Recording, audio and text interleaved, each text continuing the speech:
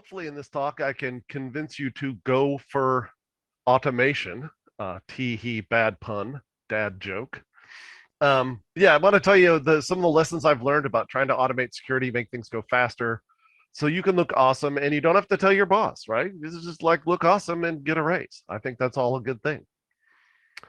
So who am I? I like to call myself a reformed programmer. I started out life writing code as a full-time job and then got the security bug and never looked back. I've had 13 plus years in the OWASP community. Like Martin was saying, leader of several projects. I was on the board. I've been on an employee for OWASP. I've done a whole bunch of things. I have 20 plus years of using free Libre and open source software as well as Linux. As you notice the gopher on the intro slide, I'm a Go fanboy. That's what I like to write my programs in these days. And I do have a second degree black belt and Idan in Tongsudo Migu Kwan, which is a Korean a version of karate. So the money shot, right? Everybody loves the money shot. And this was me doing my board break for my second degree black belt. Woo, what was that? 2 years ago? 3 years ago? 2 years ago, I think. I don't know. This whole COVID thing has completely ruined my sense of time. But everybody loves the money shot, right? No one really talks about the anti-money shot. And I'm going to be real honest with you. There's going to be some work here. Like it will take some work to do automation. You're not going to push an easy button and just have it.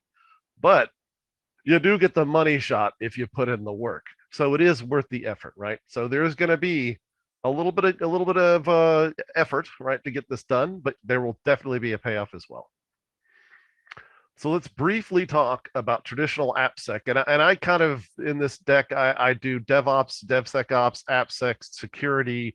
I mix it all up. It's all kind of the same to me. So if you see the terms shifting around, that's really what that is. I try to keep it loose because my background is obviously very heavily in AppSec, but this applies across all the different security disciplines. So there you go. What to me it feels like when I'm running what I would call traditional AppSec tooling, right? It's like jousting with snails. It is painful, it's slow, and it's usually not particularly effective, right? Run this thing, it's in a server off by itself. I got to get the results. I got to take it out as a PDF. I got to email that to somebody. It's just awful. Like I don't like that. And I quite honestly think AppSec, traditional AppSec, was died and buried many years ago. We hardly got to know it, and I'm kind of glad to see it go because I don't think we were serving our constituency very well.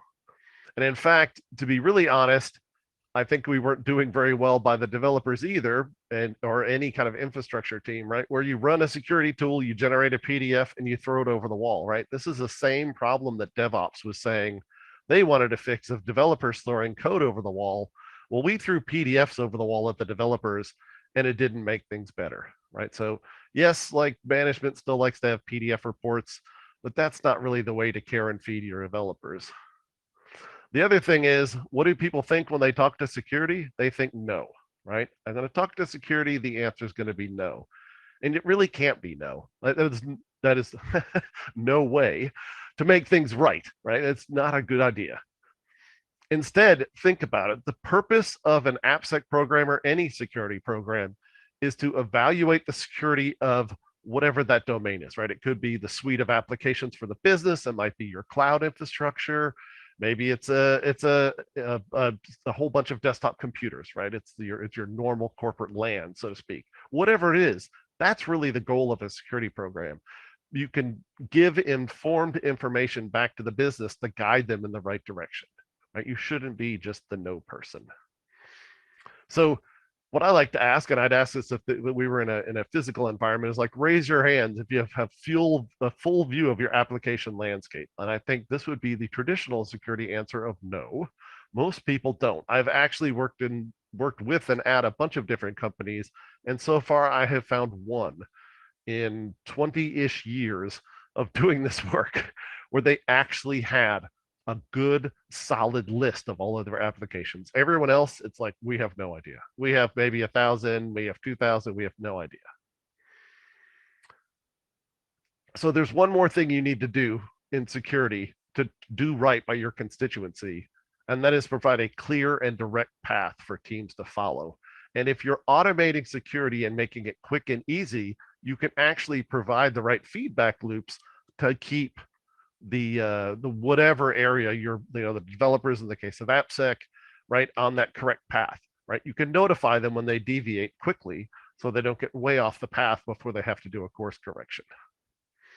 So let's talk about security automation. What are the key things to be aware of? Well, I don't have time to talk about them as much as I'd like to, but Deming is fantastic. And he said, one of my favorite quotes of his is, spending time optimizing anything other than the critical resource is an illusion.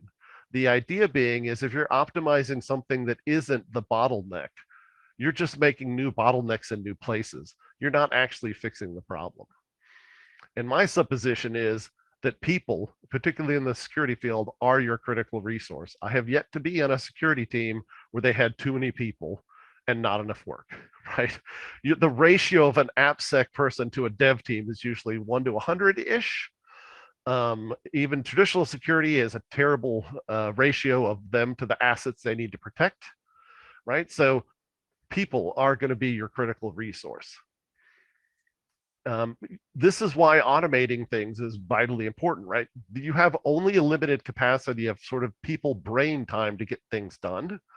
And if you can automate the things that are the brainless parts of their job, you can make sure that at least for most of the time, your employees are doing good human thinking sort of things, right? And just did a talk on this a little bit ago in a different topic, whatever it was, session, in this 20th anniversary with one of my co-leaders. But Defect Dojo is kind of the heart of that automation effort, right? It allows you a single source of truth, right? All of this effort you're doing, you can combine in one simple place, which is also a fundamental thing that needs to happen. So quick aside, what's Defect Dojo? It's an open source security orchestration platform for vulnerability management. It'll take over 100 plus tools, security tools, in just the output of those tools, normalize and dedupe those, consolidating them into one view of all of your security findings. From there, you can push them to Jira. There's notifications to Slack. It gives you a place to list an inventory of applications and also endpoints in Dojo speak, which is your computer assets. And then you can maintain those lists. You can understand what technology, what regulations are tied to which particular application or infrastructure. So I said security personnel are your critical resource. This is why you need to optimize their work, right? If you can automate the non-human brain things, because let's be honest, when I'm doing the drudgery stuff, I'm actually thinking about like what I have to do this afternoon, or, oh shoot, the tires are really low on my car, I got to stop for air. I'm thinking about something else, right? So let's automate that drudgery stuff and not have the human brain have to cycle on that, right? This is going to drive up consistency. You'll find that a lot of these automation tasks are those drudgery things that if you automate them, they're done consistently and quickly, and they're just off your plate. It will definitely increase the tracking of work status. This is particularly if you're using something like Defect Dojo to manage how those assessments of security are happening and track them. If you normalize things and sort of make concrete paths for them to flow on, you're also going to greatly increase the flow through the system. You will increase visibility and metrics because you have one place where all of this security work is happening. So it's very easy to report, we've done so many assessments, or the last time we assessed this product was on March the 4th, right? You can do all those kind of things in one nice place, and reduces friction of the dev teams if you're doing things like speaking their language and pushing results into Jira, right? So like I just said, talk to your constituency in the language they speak, right? So if you're talking to developers, put findings in Jira, right? You need to give results to people in a way that they want to intake them, not in a way that works for you.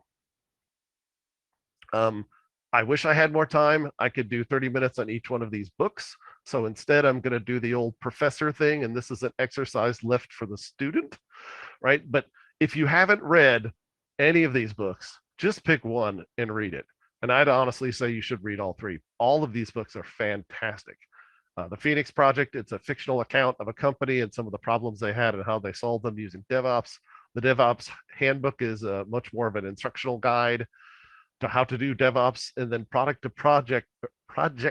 Product is a great book on how to take these concepts from DevOps and turn them into real world products. Because at the end of the day, if we're working for a company, that company needs and wants to make money. And so being able to do it in a way that's productive for the overall goal of the company is obviously going to win you some friends and positively influence people. So let's talk about AppSec pipelines. Like, because years ago, Aaron Weaver and I came up with this idea of like, hey, CI/CD is really cool and it's been fantastic for developers.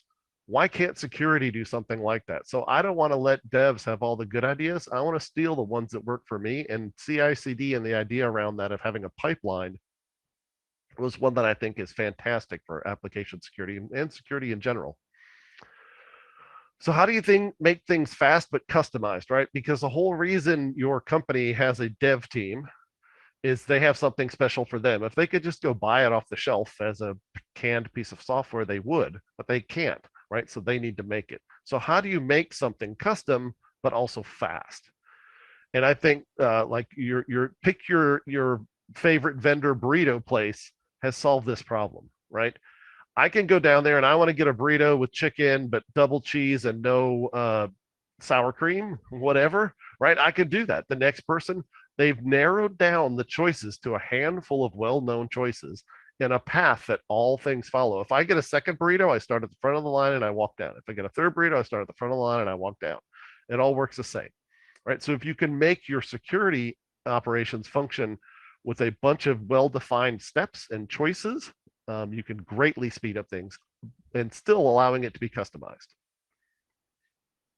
So what do we get with this AppSec pipeline thing? Like I mentioned earlier, you get much better visibility into work in progress because just like in that burrito line, there are stages, right? There's the pick your meat, pick your beans, pick your sides, wrap up the burrito and hand it and off you go, right? If you have those same kind of equivalents for your security program and understanding your assessments, you know what the state of all of them is. It isn't like I started testing on Monday, in 2 weeks I'll be done. You can actually know exactly where you're at. Oh, I've done the I've run the two SaaS tools, but I haven't run the DAST yet, and I still need to do a manual pen test. I know exactly where I am with that, right?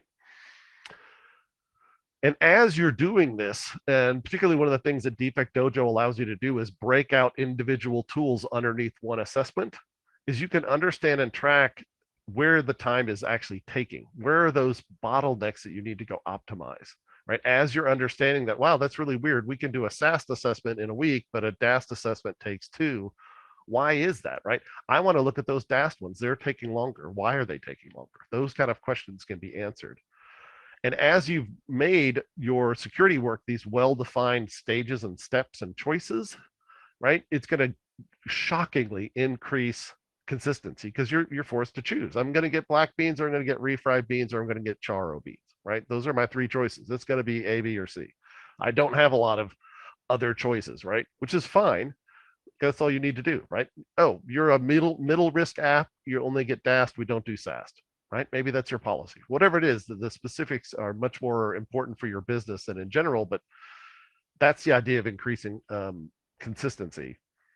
Another interesting thing that grew out of this when I did my first AppSec pipeline that I would have bet against was the fact that we got way better understanding of the cost of switching. Particularly at Rackspace when I worked there, there was a lot of like, OMG, drop all your tools and go solve this problem. Well, if I understand what everyone's doing and in what state that work is in, I can have a very good conversation with management of, okay, that's fine, but if I take Sally off that engagement that yesterday you told me was crucial, that work will stop. And it's like, oh, no, Sally needs to keep working on that engagement, right? You can have those conversations instead of having to remember or like ask the team on Slack what's going on. You can just answer. And I found the pipeline to be flexible enough to take everyone from a fresh green intern down to a seasoned tester and just hand out the work a la carte based on what their skill set is. So this is a very flexible sort of way to do things. So let's talk about the first generation of AppSec pipeline. And the real core idea here is to look at your team's purpose and those processes with agent. This is a quote stolen somewhat out of the Phoenix project. But really, you want to look at your team and say, hey, there's these fundamental steps that happen when you're doing security work. I have intake, right? Requests are going to come in for you to assess something, right? You need to triage that work, which is the next step. I need to understand what I'm being asked to do, what's the right level of testing, what tools make sense for this level of testing or the risk inherent in this particular app or infrastructure, right? I'm going to go run a bunch of tests. That's the next phase, the testing phase. And then I'm going to shove all those results into a single vulnerability repository, hopefully not Excel, hopefully something like Defect Dojo. And then you're going to deliver, right? We're going to push those results out to something like a GRC tool. You're going to run to a defect, you're going to push individual findings out to developers via Jira or whatever defect tracker they use. You can use a REST API of something like Defect Dojo to do metrics, right? And do reporting. Here's a real world example of the first one I ever really built myself, and Aaron did this at a large education company. The bag of holding was an internally developed application. It was open source, but honestly, we wouldn't do that again. And we didn't do that again when we did newer versions of those. We moved all that functionality into Defect Dojo. So really, Defect Dojo can now handle intake as well as being a vulnerability repository. But the idea is here is you're moving left to right. All the tools go through this. When you're triaging, we're deciding, okay, you're a very important tool. You're going to get Veracode, Burp Suite, Zap, White Hat, and Qualys, right? You're a low risk tool. We're only going to throw maybe check marks and Qualys at you, right? You can make these decisions. You can base the amount of testing you do on the risk. Flow all that to Defect Dojo. And once you have everything going to Dojo, then you only have to solve that. How do I get it to X constituency party problem once, right? I don't need to worry about how to push out results to Jira to the developers for every tool. I only have to do that one time for Dojo, which is a big efficiency boost. The whole point of this Gen 1 pipeline is getting your house in order, right? It's really hard for you to tell other teams how to do stuff better if you can't even do it better yourself, is how I like to view things, right? So make sure that your internal systems that you use to get testing done work and are functional before you start reaching out and trying to do things with other teams. But when we get to the Gen 2 pipelines, this is where you look outside your team's purpose, right? And see which there are places you can hook in to now start to have little feelers in different parts of the business that are outside of your sort of normal testing flow. Obviously, great place to do this is if you have some DevOps or pipelines running in the development side of the house. Why not stub a little test in there? Doesn't have to be breaking. Maybe it just runs and reports back to Defect Dojo, right? What happened in that last pipeline run. But now you have visibility in what's going on in those pipeline runs, right? Depending on how you do dev work, maybe this is running in a dev branch and you can get early warning of issues that are getting added into dev branches before they get merged to master, right? You have some interesting visibility chances and opportunities with this kind of a pipeline. And then let's talk about the third generation of pipelines. This is where you scale your teams and try to dramatically increase speed and visibility because you've got your house in order. You're now starting to reach out to other teams and integrate with them. Now you want to go fast. When you get with the third gen pipeline, it's a great way to conduct automated testing.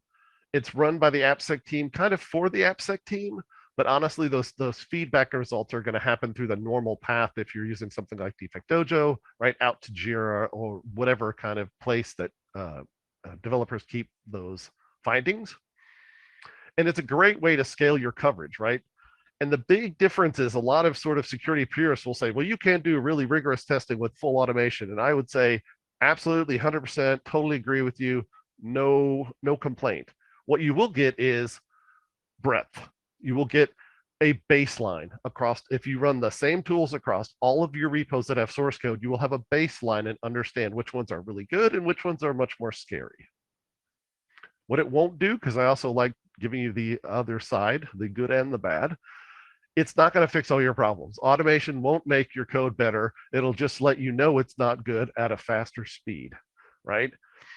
I would not make these tests blocking and gates. That never wins you friends or influences people positively, particularly with dev teams.